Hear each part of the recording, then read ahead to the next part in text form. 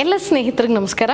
ಜ್ಞಾನಗಂಗೋತ್ರಿ ಸ್ಪರ್ಧಾತ್ಮಕ ಪರೀಕ್ಷಾ ತರಬೇತಿ ಕೇಂದ್ರ ವಿಜಯನಗರ ಬೆಂಗಳೂರು ಇಲ್ಲಿಗೆ ಎಲ್ರಿಗೂ ಸ್ವಾಗತ. ಸ್ನೇಹಿತರೆ, ನಾನು ನಿಮ್ಮ ಜೊತೆ ಈ ದಿವಸ ಹಂಚ್ಕೊಳ್ತಾ ಇರೋದು ನಿಮ್ಮ ಲಾಸ್ಟ್ ಮಿನಿಟ್ ಟಿಪ್ಸನ್ನು. ಎಲ್ಲರೂ ಕೂಡ ಪರೀಕ್ಷೆಗೆ ಹೊರಡೋದಕ್ಕೆ ಸನ್ನದ್ಧರಾಗಿದ್ದೀರಾ.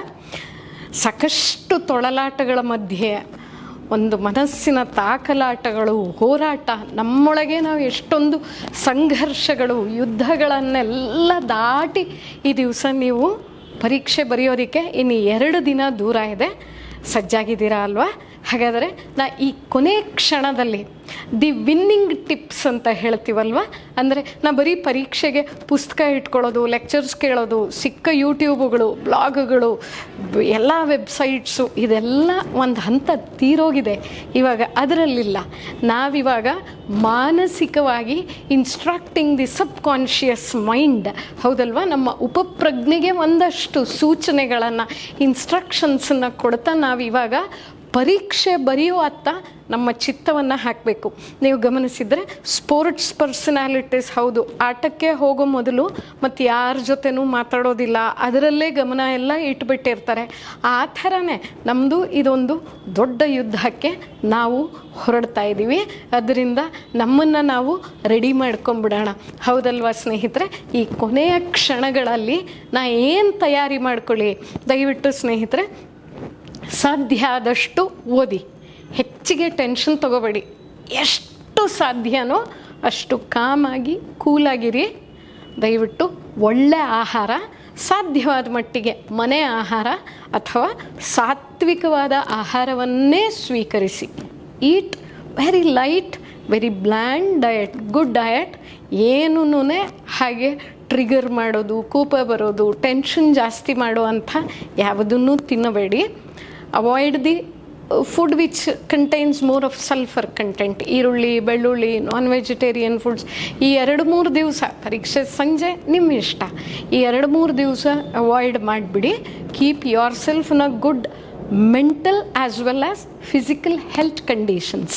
ನಮ್ಮ ಆಲೋಚನೆಗಳು ಹಾಗೆ ನಮ್ಮ ದೈಹಿಕ ಆರೋಗ್ಯ ಕೂಡ ಅತ್ಯಂತ ಇಂಪಾರ್ಟೆಂಟ್. ಮೊದಲನೇದಾಗಿ ನಾನು ಏನು ಮಾಡಲಿ ಅಂತ ಹೇಳಿದ್ರೆ ಸ್ನೇಹಿತರೆ, ಇವತ್ತು ಗುರುವಾರದ ದಿನ ಸಾಯಂಕಾಲ ನಾನು ಏನು ಮಾಡಲಿ ಅಂತಂದರೆ, ನಿಮ್ಮ ಹಾಲ್ ಟಿಕೆಟನ್ನು ಡೌನ್ಲೋಡ್ ಮಾಡಿಕೊಂಡು ಪ್ರಿಂಟ್ ತೆಕ್ಕೊಂಬಿಡಿ. ನಾಳೆ ಮಾಡೋಣ, ನಾಡಿದ್ದು ಮಾಡೋಣ ಕಾಯಬೇಡಿ. ನೀವು ದಯವಿಟ್ಟು ನಿಮ್ಮ ಹಾಲ್ ಟಿಕೆಟ್ಸನ್ನ ಡೌನ್ಲೋಡ್ ಮಾಡಿ ಪ್ರಿಂಟ್ ತೆಗೆದು ಇವತ್ತೇ ಅದರಲ್ಲಿ ಇರುವಂಥ ಎಲ್ಲ ಇನ್ಸ್ಟ್ರಕ್ಷನ್ಸನ್ನು ಕರೆಕ್ಟಾಗಿ ಓದ್ಕೊಂಬಿಡಿ. ನಿಮಗೆ ಬಂದಿರುವ ಹಾಲ್ ಟಿಕೆಟ್ ಇದೆ, ನಾವು ಹೆಸರಷ್ಟೇ ಮಾರ್ಕ್ ಮಾಡಿದ್ದೀವಿ, ಇಲ್ಲಿ ಕಾಣಿಸೋದು ಬೇಡ ಅಂತ. ಸೊ ನಿಮಗೆ ಗೊತ್ತಿದೆ. ಈ ಹಾಲ್ ಟಿಕೆಟನ್ನು ಡೌನ್ಲೋಡ್ ಮಾಡ್ಕೊಂಬಿಡಿ. ಸರಿ ಅಲ್ವಾ ಸ್ನೇಹಿತರೆ? ಇದಾದಮೇಲೆ ನೀವು ನಾಳೆ ಬೆಳಗ್ಗೆ, ಸರಿನಾ, ಹಗಲೊತ್ತಲ್ಲಿ ಹೋಗಿ ನಿಮ್ಮ ಎಕ್ಸಾಮ್ ಸೆಂಟ್ರ್ ಎಲ್ಲಿದೆ, ನನಗೆ ಏರಿಯಾ ಪರಿಚಯ ಇದೆ, ನನಗೆ ಗೊತ್ತಿದೆ, ಇಂಥ ಜಾಗನೇ, ಇದೇ ಬಿಲ್ಡಿಂಗ್ ಇದೆ, ಸ್ಕೂಲ್ ಅನ್ನೋ ಹಾಗಿದ್ರೆ ವಿಜಯನಗರ ಡಿಗ್ರಿ ಕಾಲೇಜ್ ಬಂದಿದೆ ನನಗೆ ಅಂತಂದರೆ ನೀವು ಹೋಗಿ ಇವತ್ತೇ ಲೊಕೇಟ್ ಮಾಡೋ ಅವಶ್ಯಕತೆ ಇಲ್ಲ. ನಂಗೆ ಗೊತ್ತಿದೆ, ಆದರೆ ನಂಗೆ ಗೊತ್ತಿಲ್ಲ, ಪೀಣ್ಯ ಬಂದಿದೆ, ಯಲಹಂಕ ಬಂದಿದೆ, ಇನ್ನೊಂದು ಕಡೆ ಬಂದಿದೆ, ನಾನು ನೋಡೇ ಇಲ್ಲ ಆ ಜಾಗ ಅನ್ನೋ ಹಾಗಿದ್ರೆ ದಯವಿಟ್ಟು ನಾಳೆ ಬೆಳಗ್ಗೆನೇ ಹೋಗಿ just locate your exam centre. ನೀವು ಎಲ್ಲಿ ಪರೀಕ್ಷೆ ಬರೀಬೇಕು ಅನ್ನುವಂಥದ್ದನ್ನು ಹೋಗಿ ನಾಳೆನೇ ಲೊಕೇಟ್ ಮಾಡ್ಕೊಂಡು ಬಂದುಬಿಡಿ. ಯಾಕಂತಂದರೆ ಅಲ್ಲಿ ನೀವು ರೂಮ್ಸ್ ಇರ್ಬೋದು, ಸ್ಯಾಟರ್ಡೇ ಹೋಗೋಕ್ಕಾಗಲ್ಲ, ಪೊಲೀಸ್ ಬಂದೋಬಸ್ತ್ ಇರುತ್ತೆ ಎಲ್ಲ ಕಡೆ, 100 ಮೀಟ್ರ್ ದೂರದ ತನಕ ಬರಬಾರ್ದು, ಇದು ಮಾಡಬಾರ್ದು, ಅದು ಮಾಡಿ ಅವರು ಎಲ್ಲ ರೆಡಿ ಮಾಡ್ಕೋಬೇಕಲ್ಲ, ಎಲ್ಲ ರಿಜಿಸ್ಟರ್ ನಂಬರ್ಸ್ ಹಾಕಿಸಿ, ಯಾವ್ಯಾವ ರೂಮ್ ನಂಬರ್ ಅಂತ ಹೇಳಿ ಅದು ಪ್ರಿಂಟ್ ತೆಗೆದು ಬೋರ್ಡ್ಗಳು ಹಾಕಿ ಎಲ್ಲ ರೆಡಿ ಮಾಡ್ಕೊಳ್ಬೇಕಾಗಿರೋದ್ರಿಂದ ಶನಿವಾರ ನಿಮ್ಮನ್ನು ಅಲೋ ಮಾಡಲ್ಲ. ರೂಮ್ಸ್ ಎಲ್ಲೆಲ್ಲಿದೆ, ರೂಮ್ ಇಲ್ಲಿರೋದಾ, ಫಸ್ಟ್ ಫ್ಲೋರಾ, ನಿಮ್ಮ ಬಿಲ್ಡಿಂಗಲ್ಲಿ ಹೆಂಗಿರುತ್ತೆ ದಯವಿಟ್ಟು ನೋಡಿಕೊಂಡು ರೆಡಿ ಆಗಿಬಿಡಿ. ಈ ಥರ ಸನ್ನದ್ಧರಾಗಿ ಅದಾದ ನಂತರ ನೀವು ಆ ದಿವಸ ಯಾವ ಬಟ್ಟೆ ಹಾಕ್ಕೊಳ್ಬೇಕು ಅನ್ನುವಂಥದ್ದನ್ನು ದಯವಿಟ್ಟು ಇವತ್ತೇ ಚೂಸ್ ಮಾಡಿ ತೆಗೆದಿಟ್ಕೊಂಬಿಡಿ. ಏನಂತ ಹೇಳಿದ್ರೆ ನಿಮಗೆ ಗೊತ್ತಿದೆ, ಇದು ನಾನು ಇನ್ನೊಂದು ಸಲ ಹೇಳ್ತಾ ಇದ್ದೀನಿ, ಜೇಬು ಇಲ್ಲದೆ ಇರುವಂಥ ಬಟ್ಟೆಗಳನ್ನು ಧರಿಸ್ಬೇಕು. There should be no pockets in your dresses. ಸರಿ ಅಲ್ವಾ? ಅದು ಕಂಪಲ್ಸರಿ, ಜೇಬಿಲ್ಲದೆ ಇರೋ ಬಟ್ಟೆ ಧರಿಸ್ಬೇಕು ಅಂತ. ಬೆಳಗ್ಗಿಂದ ರಾತ್ರಿ ತನಕ ಇರಬೇಕಲ್ಲ, ನಾನು ಅದಕ್ಕೆ ಒಂದು ಚಿತ್ರ ಕೂಡ ಹಾಕಿದ್ದೆ. ವಿತ್ ನೋ ಪಾಕೆಟ್ಸ್, ಸರಿ ಅಲ್ವಾ? ಆ ಥರ ಕಂಫರ್ಟಬಲ್. ಯಾಕಂದರೆ ಬೆಳಗ್ಗೆ ನೀವು 8 ಗಂಟೆಗೆ ಮನೆ ಬಿಟ್ಬಿಡಿ. ಇಫ್ ಅಟ್ ಆಲ್ ನೀವು ನಾಳೆ ಪರಿಚಯ ಮಾಡ್ಕೊಂಬಿಟ್ಟಿದ್ದೀವಿ, ಸ್ವಲ್ಪ ಹತ್ತಿರದಲ್ಲೇ ಇದೆ ಅಂದರೆ within a range of 6 to 7 kilometres ಇದೆ ಅಂತಂದರೆ 8 ಗಂಟೆಗೆ ಬಿಟ್ಬಿಡಿ. ಇಲ್ಲಾಂದರೆ 7:15 ಮನೆ ಬಿಟ್ಬಿಡಿ, ತೊಂದರೆ ಇಲ್ಲ. ಸ್ವಲ್ಪ ಬೇಗ ಹೋಗಿ. ನೆನಪಿರಲಿ ಸ್ನೇಹಿತರೆ, ಯಾರೊಂದಿಗೂ ಮಾತಾಡಬಾರ್ದು. ನಾ ಬರ್ತೀನಿ ಅದಕ್ಕೆ. ಓಕೆ, ನಾವು ಬಟ್ಟೆ ಕಂಫರ್ಟಬಲ್ ಇರೋದು ಹಾಕ್ಕೊಳ್ಳಿ. ಟು ದಿ ಎಕ್ಸ್ಟೆಂಟ್ ಪಾಸಿಬಲ್ ಯಾವುದೇ ಡಿಸ್ಕಂಫರ್ಟ್ ಫೀಲ್ ಮಾಡಿಸೋವಂಥ ಬಟನ್ಸ್ ಇರೋದು ಅಥವಾ ಜಿಪ್ ಇರೋದು ಇಂಥ ಯಾವುದೇ ಬಟ್ಟೆಗಳನ್ನು ಹಾಕ್ಕೋಬೇಡಿ. ನಾರ್ಮಲ್ ಮನೆಯಲ್ಲಿ ಹಾಕುವಂಥ ಕಂಫರ್ಟಬಲ್ ಡ್ರೆಸ್ನ ಬೆಳಗಿಂದ ರಾತ್ರಿ ಇನ್ ದಿ ಸೆನ್ಸ್ 4 ಗಂಟೆ ತನಕ ನೀವಲ್ಲಿ ಇರಬೇಕು ಅಂತ ಹೇಳಿದ್ರೆ ಮಧ್ಯದಲ್ಲಿ ಯಾವುದೇ ಇರಿಟೇಷನ್ ಆಗಬಾರ್ದು. It should keep you cool and calm, ನಿಮ್ಮನ್ನು ಕಾನ್ಷಿಯಸ್ ಮಾಡಬಾರ್ದು. ಓಕೆ, ಸೊ ಅಂಥ ಬಟ್ಟೆಗಳನ್ನು ಧರಿಸಿ. ಹಾಗೆಯೇ ಶೂಸ್ ಕೂಡ ಅಷ್ಟೇ, ಲೇಸ್ ಇರಬಾರ್ದು. ಇಲ್ಲದೇ ಇದ್ದರೆ ಮೋರ್ ಕಂಫರ್ಟಬಲ್. ಅಥವಾ ಹಾಕ್ಕೊಂಡ್ರೆ ಶೂಸು ಅಲೋ ಮಾಡ್ತಾ ಇಲ್ಲ ಇವಾಗ ಕೆಲವು ಎಕ್ಸಾಮ್ಸಿಗೆ. ಸೊ ಶೂಸು ಬೇಡ, ನಾವು ಹವಾಯಿ ಚಪ್ಪಲಿ ಹಾಕ್ಕೊಂಡು ಹೋಗ್ಬಿಡೋಣ. So that is better. Whatever is most comfortable.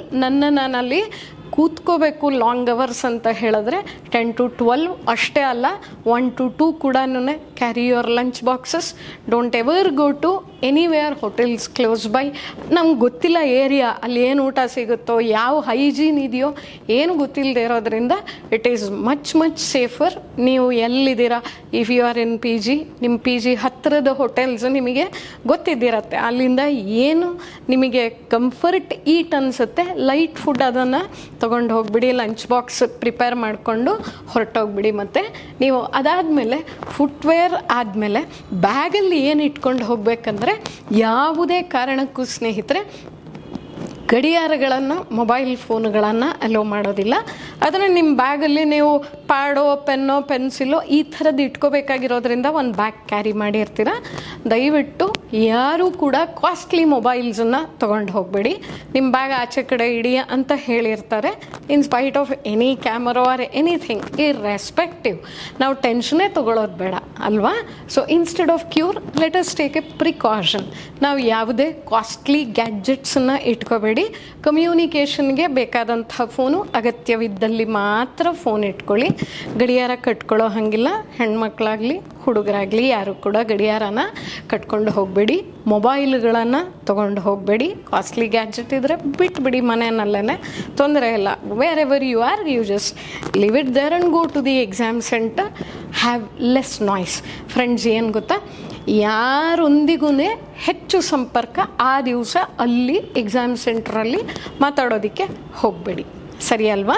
ಏನಂತ ಹೇಳಿದ್ರೆ ವಾಟ್ಸ್ಯಾಪ್ ಮಾಡುವಂಥದ್ದು, ಅಲ್ಲಿ ಈ ಕ್ವೆಶ್ಚನ್ ನಾನು ಮರ್ತೋಗ್ಬಿಟ್ಟೆ, ಈ ಪಾಯಿಂಟ್ ಏನು ಇದು ಹೇಳಿಬಿಡು ಅನ್ನೋವಂಥದ್ದು.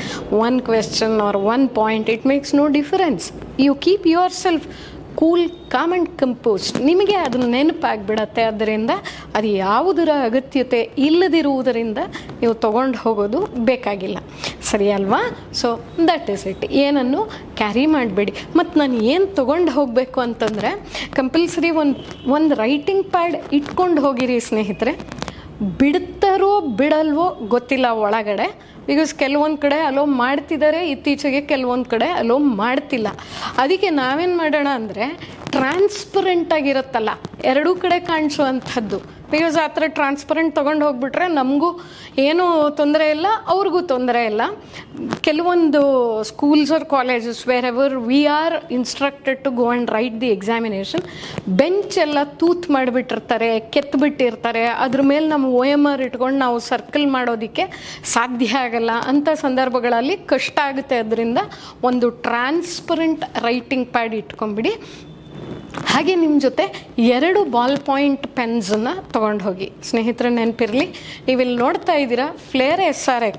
ನಾನು ಪೆನ್ ವಿಚಾರಕ್ಕೆ ಬರ್ತೀನಿ. ಇವಾಗ ನಾನು ಹೇಳ್ತೀನಿ, ಈ pens I prefer these pens. ಓಕೆನಾ?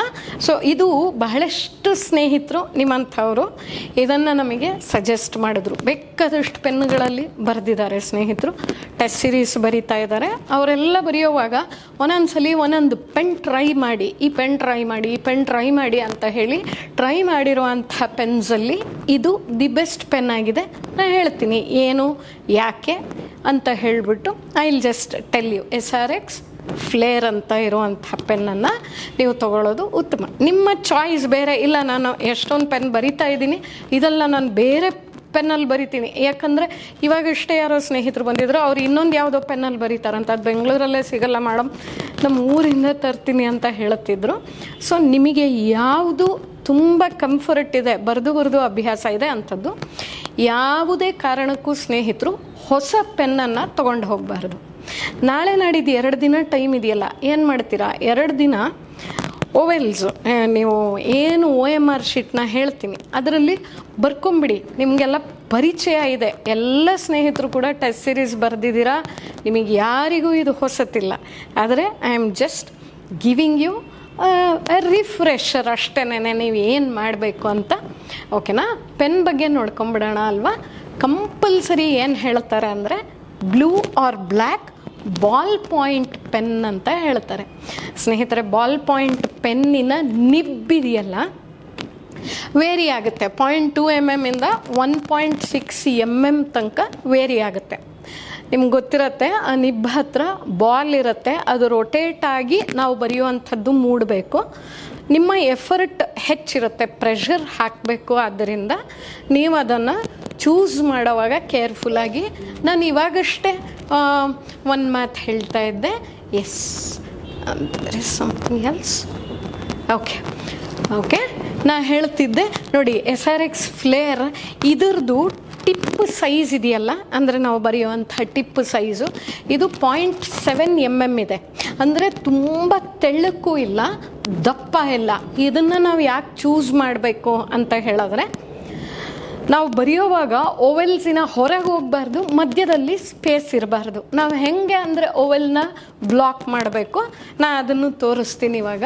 ಹಾಗೆಯೇ ಇದು ಕೈಯಲ್ಲಿ ಹಿಡ್ಕೊಳ್ಳೋಕ್ಕೆ ರಿಸ್ಟ್ ಮೂವ್ಮೆಂಟ್ಗೆ ತುಂಬ ಸಹಾಯ ಮಾಡುತ್ತೆ. ಯಾಕಂದರೆ ಇದರ ವೆಯ್ಟು ಬರೀ 78 ಗ್ರಾಮ್ಸ್ ಅಷ್ಟೇ ಇರುತ್ತೆ.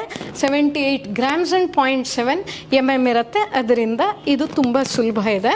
ಹಾಗೆಯೇ ಮತ್ತೊಂದು ಪೆನ್ನು ಸೆಲ್ಲೋನಲ್ಲಿ ಬರುವಂಥ ಸಿಗ್ನೇಚರ್ ಪೆನ್, ಕ್ರೀಮ್ ಐವರಿದು ಸೆಲ್ಲೋ ಪೇಪರ್ ಸಾಫ್ಟ್ ಪೆನ್ ಇದೆ. ಅದಲ್ಲದೆ ರೆನಾಲ್ಡ್ಸ್ ಪೆನ್ ಇದೆ, ರೆನಾಲ್ಡ್ಸ್ ಜೆಟ್ಟರ್ ಪೆನ್ ಇದೆ. ಅದಲ್ಲದೆ ಇಲ್ಲೊಂದು ಆಕ್ಟೇನ್, ಇದು ಜೆಲ್ ಅಂದರೆ ಬ್ಲಾಟ್ ಆಗದೆ ಇರೋವಂಥ ಬಾಲ್ ಪೆನ್ನೇ ಇದು ಕೂಡ. ಅದರಿಂದ ಈ ಪೆನ್ನನ್ನು ಬೇಕಾದರೆ ನೀವು ಬಳಸ್ಬೋದು. ನಾವು ಒಂದೇ ಪೆನ್ನಿನ ಡೀಟೇಲ್ಸ್ ಯಾಕೆ ಕೊಟ್ಟಿದ್ದೀನಿ ಅಂದರೆ, ಹೆಚ್ಚು ಪ್ರಿಫರ್ಡ್ ಬೈ ಸ್ಟೂಡೆಂಟ್ಸ್ ಯಾವುದಿದೆ ಅದರಿಂದ ಇದರ ಡೀಟೇಲ್ಸು. ಜೆಟ್ಟರ್ ಇನ್ಫ್ಯಾಕ್ಟ್ ಸ್ವಲ್ಪ ದಪ್ಪ ಬರೆಯುತ್ತೆ ಅಂತ ಯಾರೂ ಇದನ್ನು ಪ್ರಿಫರ್ ಮಾಡಲ್ಲ. ಜೆಟ್ಟರ್ನ ಕಡಿಮೆ ಹುಡುಗರು ಪ್ರಿಫರ್ ಮಾಡುವಂಥದ್ದು. ಹೌಸರ್ ಪೆನ್ ಅಂತಲೂ ಇದೆ, HAUSER ಹೌಸರ್ ಪೆನ್ನು ಇದೆ. ಅದನ್ನು ಕೂಡ ಹುಡುಗರು ಪ್ರಿಫರ್ ಮಾಡದೇ ಇರೋ ಕಾರಣ ಹೌಸರ್ನ ಕೆಲವರು ಅದೇ ಬೇಕು ಅಂತಾರೆ. ಯಾಕೆ ಅಂತಂದರೆ ಅದು ಗ್ರಿಪ್ ಇಲ್ಲ, ಪೆನ್ ಗ್ರಿಪ್ ಇರೋದಿಲ್ಲ ಅಂತ ಹೇಳಿಬಿಟ್ಟು ಹೌಸರ್ನ ಚೂಸ್ ಮಾಡಲ್ಲ. ಆದರೆ ನಾವು ಪೆನ್ ಚೂಸ್ ಮಾಡೋವಾಗ ನಮ್ಮ ಫಿಂಗರ್ ಗ್ರಿಪ್, ಯಾಕಂದರೆ ಸ್ವಲ್ಪ ಭಯ ಇದ್ದಿರುತ್ತೆ, ಹಾಟ್ ಸೀಟು, ಬೆವರ್ತೀವಿ, ಆಮೇಲೆ ಗೊತ್ತಿದೆ ಅನಿಸುತ್ತೆ, ಗೊತ್ತಿಲ್ಲ ಅನಿಸುತ್ತೆ. ಇದೆಲ್ಲ ಆಗುವಾಗ ನಮ್ಮ choice of pen should be very perfect. ಹೌದಾ? ಗ್ರಿಪ್ ಇರುವಂಥ ಈ ಪೆನ್ನನ್ನು ತೊಗೊಳ್ತೀರಾ, ಸರಿ ಅಲ್ವಾ? ಇಲ್ಲಿ OMR ಶೀಟ್ ಹೆಂಗಿದೆ ಅಂತಂದರೆ ಹೀಗಿರುತ್ತಲ್ವ. OMR ನಿಮಗೆ ಎಲ್ಲರಿಗೂ ಗೊತ್ತಿದೆ, ಇದು ನೋಡಿರ್ತೀರ. ಜಸ್ಟ್ ಆಸ್ ಎ ರಿಫ್ರೆಶರ್ ನಾನು ಒಂದ್ಸಲಿ ನಿಮಗೆ ಹೇಳ್ತೀನಿ ನೋಡಿ. ಇಲ್ಲಿ ನಾನು ಈ ಆನ್ಸರ್ನ ನಾನೇನಾದ್ರೂ ಬ್ಲಾಕ್ ಮಾಡಬೇಕು ಅಂತಂದರೆ ನಾನು ಎಡ್ಜಸ್ಸಿಂದ ಸ್ಟಾರ್ಟ್ ಮಾಡಿ ಆಮೇಲಿಂದ ಒಳಗಡೆ ಹೀಗೆ ಫಾಸ್ಟಾಗಿ ಮಾಡಿಬಿಡ್ಬೋದು. ಆ ಎಡ್ಜಸ್ಟ್ ಮಾಡೋವಾಗ ಏನಂತ ಹೇಳಿದ್ರೆ, ನಾನು ಸ್ವಲ್ಪ ಕೇರ್ಫುಲ್ಲಾಗಿ ನಿಧಾನವಾಗಿ ಫಿಲ್ ಮಾಡಬೇಕು. ನಿಧಾನವಾಗಿ ಫಿಲ್ ಮಾಡ್ತಾ ಒಳಗಡೆ. ಹಾಗಂತಂದರೆ ನಾನು ಒಳಗಡೆ ಇನ್ನೊಂದು ಪೆನ್ನಲ್ಲಿ ದಪ್ಪ ನಿಬ್ಬಿರೋ ಅದರಲ್ಲಿ ಮಾಡಬಾರ್ದು ಅಂತಂದರೆ ಮಾಡಬಾರ್ದು. ಒಂದೇ ಪೆನ್ ನಮಗೆ ಬಳಸೋದಕ್ಕೆ ಅಲೋ ಮಾಡಿರೋದ್ರಿಂದ ನಾವು ಆ ಒಂದು ಪೆನ್ನಲ್ಲಿ ಹೆಂಗೆ ಮಾಡ್ತೀವಿ ಅನ್ನೋದು ನಮಗೆ important. Please don't carry new pens. ಇವತ್ತೇ ಪೆನ್ ತೊಗೊಂಬಿಡಿ, ನಾಳೆ ನಾಡಿದ್ದು 2 ದಿನ ಓವೆಲ್ಸನ್ನು ಬ್ಲಾಕ್ ಮಾಡಿದಾಗ it will be helpful for you. ಇಲ್ಲಿ ನಾವು wrist movements I have just depicted pictographically ಬೇಕಾದಷ್ಟು ಥರದಲ್ಲಿ ನೀವು ಪೆನ್ನನ್ನು ಹಿಡಿಯುವ ಸ್ಟೈಲ್ಸ್ ಡಿಫರ್ ಆಗುತ್ತೆ. ಆಮೇಲೆ ನಾವು ಯೂಶ್ವಲಿ ಏನಂತಂದರೆ ಸಾಧಾರಣವಾಗಿ ನಮ್ಮ ಬರವಣಿಗೆ ಹೀಗೆ ಲೈನ್ಸ್ ರೂಪದಲ್ಲಿ ಇದ್ದಿರುತ್ತೆ. ನಾವು ಅದನ್ನು ಹಿಂಗೆ ಮಾಡುವಂಥ ಆ ಸರ್ಕ್ಯುಲರ್ ರಿಸ್ಟ್ ಮೂವ್ಮೆಂಟ್ ಕಡಿಮೆ ಮಾಡುವಂಥದ್ದು. ಆಮೇಲೆ ಪ್ರಿಲಿಮಿನರಿಗೆ ಹೆಚ್ಚಿನ ಬರವಣಿಗೆ ಅಭ್ಯಾಸ ನಾವು ಮಾಡಿದ್ದಿರಲ್ಲ. ಕನ್ನಡದ ಹುಡುಗರಿಗೆ ಸ್ವಲ್ಪ ಸುಲಭ, ಇಂಗ್ಲೀಷ್ ಹುಡುಗರಿಗಿಂತ. ಯಾಕಂದರೆ ನಮ್ಮ ಅಕ್ಷರಗಳೇ ನಾವು ಈ ಥರ ತಿದ್ದುತ್ತೀವಿ, ಆದ್ದರಿಂದ ಅದು ಸ್ವಲ್ಪ ಸುಲಭ ಇರುತ್ತೆ. ಆದರೂ ಕೂಡ ಈ ರೆಸ್ಪೆಕ್ಟಿವ್ ಕನ್ನಡನೂ ಇಂಗ್ಲೀಷು ದಯವಿಟ್ಟು ನಿಮ್ಮ ರಿಸ್ಟ್ ಮೂವ್ಮೆಂಟ್, ಪೆನ್ ಹಿಡಿಯೋ ರೀತಿ, ಇದು ಎಲ್ಲವೂ ಕೂಡ ಇಂಪಾರ್ಟೆಂಟ್ ಇರೋದರಿಂದ ನಾಳೆ ನಾಡಿದ್ದು ನೀವು ಇದನ್ನೇ ಮಾಡಬೇಕು. ಸರಿ ಅಲ್ವಾ? ಎಲ್ಲದಕ್ಕಿಂತ ವೆರಿ ಇಂಪಾರ್ಟೆಂಟಾಗಿ ನೀವೇನು ಮಾಡಬೇಕು, ಸ್ಟೇ ವೆರಿ ಕಾಮ್. ಟೆನ್ಷನ್ ಮಾಡ್ಕೋಬೇಡಿ. ನಾನು ಅದು ಓದಿಲ್ಲ, ಆ ಸಬ್ಜೆಕ್ಟ್ ಓದಿಲ್ಲ, ಈ ತಿಂಗಳು ಕರೆಂಟ್ ಅಫೇರ್ಸ್ ಓದಿಲ್ಲ, ಇದು ಕವರ್ ಆಗಲಿಲ್ಲ, ಅದು ಕವರ್ ಆಗಲಿಲ್ಲ. Absolutely don't worry, it is your day. ನಾನು ಪಾಸ್ ಆಗಬೇಕಂತಂದರೆ ನಾನು ಪಾಸ್ ಆಗೇ ಆಗ್ತೀನಿ. Stay very cool and com. ಆಮೇಲೆ ಯಾರು ಅಪರಿಚಿತರ ಜೊತೆ ಆ 1 hour ಗ್ಯಾಪಲ್ಲಿ ಮಾತಾಡಬೇಡಿ. 1 or 2 hours, whatever gap you have between 12 and 2 o'clock, 2 hours ಗ್ಯಾಪಲ್ಲಿ ಯಾರೊಂದಿಗೂ ಮಾತಾಡಬೇಡಿ. ಯಾಕಂದರೆ ಏನು ಓದದೆ ಸುಮ್ಮನೆ ಹಾಗೆ ಬಂದಿರೋ ಅಂಥವರು 10 ಪ್ರಶ್ನೆ ಸರಿಯಾಗಿ ಮಾಡಿರ್ತಾರೆ. ಎಷ್ಟು ಈಸಿ ಇದು KS ಪೇಪರ, ನಾನು ಸೂಪರಾಗಿ ಮಾಡಿಬಿಟ್ಟಿದ್ದೀನಿ ಅಂತ. ನೀವು 90 ಸರಿ ಮಾಡಿರ್ತೀರ, 10 ಅಷ್ಟೇ ತಪ್ಪು. ನಿಮಗೆ ಗೊತ್ತಿದೆ ತಪ್ಪು ಯಾವುದು ಸರಿ ಯಾವುದು ಅಂತ ಅಲ್ವಾ? 100 ಅಟೆಂಪ್ಟ್ ಮಾಡಬಾರ್ದು. ಅದೆಲ್ಲ ಬೇರೆ ಬೇರೆ ಚಾನಲ್ಸ್ ಅವರು ಈಗಾಗಲೇ ಬಿತ್ತರಿಸಿದ್ದಾರೆ, ನೀವು ನೋಡ್ಕೊಂಡಿದ್ದೀರಾ. ಅದು ನಿಮಗೆ ಟೆಸ್ಟ್ ಸೀರೀಸಲ್ಲೂ ಅನುಭವ ಆಗಿದೆ, ಎಷ್ಟನ್ನು ಮಾಡಬೇಕು, ಏನು ಮಾಡಬೇಕು ಅನ್ನೋ ಅಂಥದ್ದು. ಸರಿ ಅಲ್ವಾ? ಅದರಿಂದ ನೀವು ಯಾರೊಂದಿಗೂ ಮಾತಾಡಬೇಡಿ. ಹಂಗೆ ಮಧ್ಯ ಬ್ರೇಕಲ್ಲಿ ಮಾತಾಡ್ಬಿಟ್ರೆ ಸೆಕೆಂಡ್ ಪೇಪರ್ ನೀವು ಚೆನ್ನಾಗಿ ಮಾಡೋಕ್ಕಾಗಲ್ಲ. Keep you to your own self. ಸರಿ ಅಲ್ವಾ? ನೀವು ನಿಮ್ಮ ಲಂಚ್ ಬಾಕ್ಸಲ್ಲಿ ಮಾತ್ರ ತಿನ್ನಿ, ಮತ್ತು ಯಾರ ಜೊತೆನೂ ಹಂಚ್ಕೋಬೇಡಿ. You keep to yourself that particular day till you finish the examination. ಅದು ಕಂಪ್ಲೀಟ್ ಆಗೋ ತನಕ ತುಂಬ ಕಾಮಾಗಿರಿ, eat healthy, okay, sleep well, relax ಆಗಿರಿ, ಓಕೆ. ಟೆನ್ಷನ್ ತೊಗೋಬಾರ್ದು. ನಾವು ಟೆನ್ಷನ್ ಮಾಡಿಕೊಂಡಷ್ಟು ತಪ್ಪು ಮಾಡೋದು ಜಾಸ್ತಿ. ಅದರಿಂದ ಟೆನ್ಷನ್ ಮಾಡ್ಕೋಬೇಡಿ. B focused. ನಾನು ಪಾಸ್ ಆಗ್ತೀನಿ, ನನಗೆ ಗೊತ್ತಿದೆ.